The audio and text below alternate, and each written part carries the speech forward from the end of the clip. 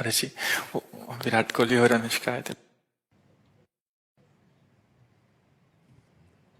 विराज बैठ प्रसन्न हो।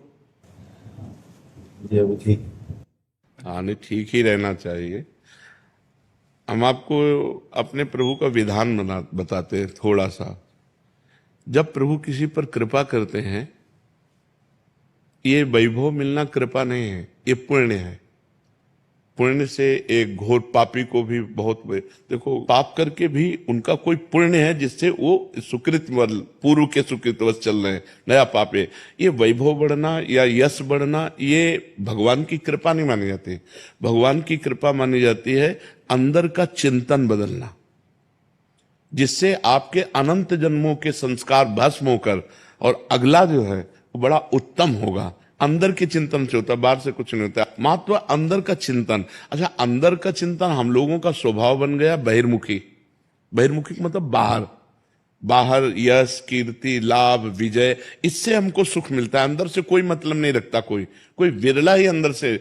अब क्या होता है, भगवान जब कृपा करते हैं तो संत समागम देते हैं, फिर दूसरी जब कृपा होती तो विपरीतता देते हैं, और फिर अंदर से एक रास्ता देते हैं।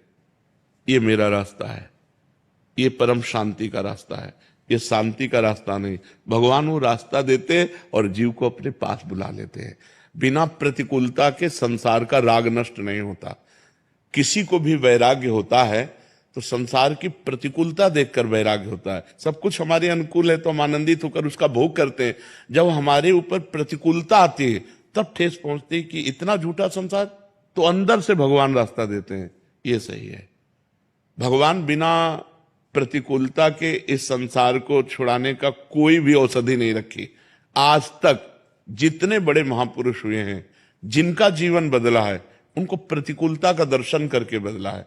तो कभी प्रतिकूलता आए तो उस समय आनंदित हो कि मेरे ऊपर अब भगवान की कृपा हो रही है, कि मुझे सतमार्ग में चलने की प्रेरणा मिल रही है। अगर सतमार्ग छूटा हो, ये सब तो एक सेकंड के लिए आप विचार कीजिए। अब अपना सुधार कर लो, अपने जीवन को सत्य में ले आओ, तो अगला जो होगा वो बहुत जोर का होगा। चाहे जन्म हो तो श्रीवान कुलवान धनवान वैभव संपन्न ऐसे, और भक्ति की अनुकूलता, भक्ति की अनुकूलता। खास बात श्रीवान धनवान कुलवान नहीं, खास बात भक्ति की अनुकूलता। अगर इस जन्म में भगवत प्राप्ति नहीं हुई तो भगवान श्री कृष्ण ने गीता में कहा है कि मेरे भक्त का नाश नहीं होता। मैं कुलवान धनवान श्रीवानों के कुल में जन्म देता हूं और फिर पुनः भक्ति का माहौल देता हूं, और पूर्व का जो भजन छूटा हुआ हो वहीं से उसको। अब बिल्कुल ऐसे ही रहो जैसे रह रहे हो, बिल्कुल संसारिक बन करके रहो, लेकिन अंदर का चिंतन आपका बदल जाए। अंदर के चिंतन में आपकी यश की भावना न रह जाए, अंदर के चिंतन में आपको धन बढ़ाने की भावना न रह जाए। अंदर का चिंतन हो जाए, प्रभु बहुत जन्म व्यतीत हो गए, अब एक बार आपसे मिलना चाहती हूँ, एक बार आपसे मिलना चाहते हैं प्रभु, मुझे आप चाहिए, अब संसार नहीं। तो बात बन जाएगी, तो बात बन जाएगी। तो इसलिए आनंद पूर्वक भगवान का नाम जप करो, बिल्कुल चिंता मत करो। बाबा, क्या नाम जप से हो जाएगा पूरा?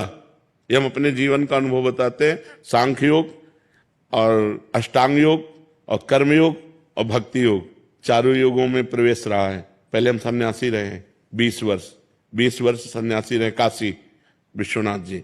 तो हम सांख्य योग, अष्टांग योग, जो अष्टांग योग है ना, अष्टांग योग कर्म योग, इन तीनों को अच्छी प्रकार जान करके और फिर भक्ति योग में आए हैं। स्वयं भगवान शंकर से बढ़कर कोई ज्ञानी तो नहीं ना, सनकादि से बढ़कर कोई ज्ञानी नहीं। वो हरिश शरणम सनकादि हर समय जपते रहते हैं। भगवान शिव राम राम राम राम राम राम जपते रहते हैं। हम वृंदावनवासी प्रिया प्रीतम के उपासी, तो जो राम में राह है वही राह है, जो धा है ये रस देने वाली वस्तु है।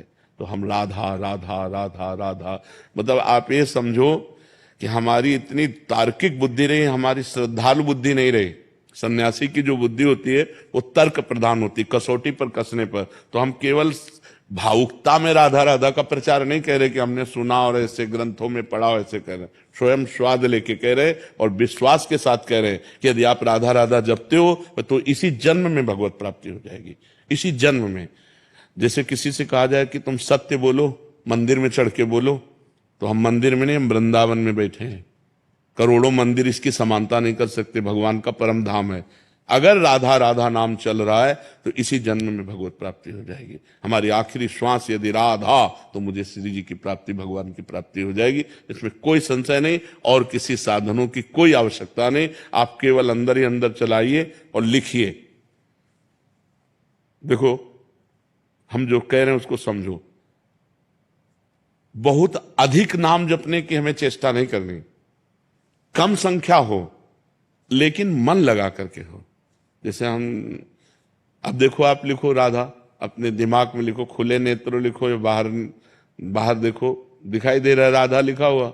वही कान में सुनो राधा, वही अंदर उठाओ राधा। ये तीनों का एकाकार हो जाए तो ये करोड़ों नाम जप के बराबर है। देखो, जैसे हम बोला राधा, ऐसे हम 1000 राधा नाम बोले तो हम बोला राधा, ये उपांशु है, इसे उपांशु कहते हैं। राधा राधा राधा राधा 1000 बार, ये उपांशु हुआ। अब ये ऐसे उपांशु हम 10,000 बार जप करें, अंदर देखते हुए बोले राधा, उपांशु 10,000 बार नाम जप करने का फल एक बार मानसिक में है। इतना बड़ा फल है ये। ऐसे राधा राधा राधा चल रहा है, नेत्रों से हम उसे देख रहे हैं, कानों से उसे सुन रहे हैं। आप देखना कि अगर मन भगेगा तो आप लिख नहीं पाओगे राधा नाम, अगर लिख रहे हो तो मन भगेगा नहीं। तो चाहे 10 बार लिखो, 100 बार लिखो, लेकिन एक अभ्यास बनाओ ऐसा कि कुछ समय शांति से स्नान आदि करके बैठ गए और राधा राधा लिख रहे हैं, उसी का चिंतन कर रहे हैं। इसे अपना जीवन बना लो, फिर आप परिणाम में खुद देख लेना। कोई घाटे का सौदा तो है नहीं, ठीक है। ये सखी को दे दे, ठाकुर शिव जी की है।